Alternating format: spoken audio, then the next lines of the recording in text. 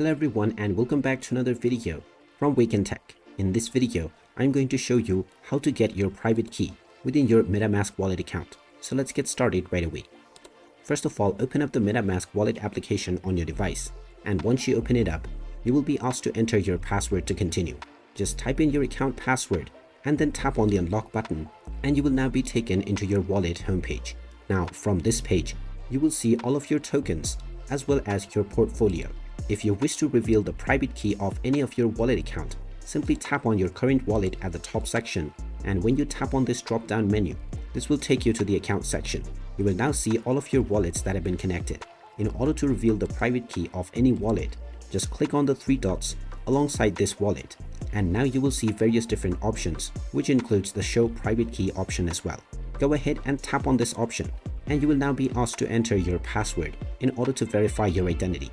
Go ahead and type in your account password within the given box and then tap on the next button, and you will now be asked to hold in order to reveal your private key. So just tap and hold in the given lock icon and this will reveal your private key to you right away. You can simply copy this private key and store it for future use, or you may also recover the QR code of your private key from the screen that follows.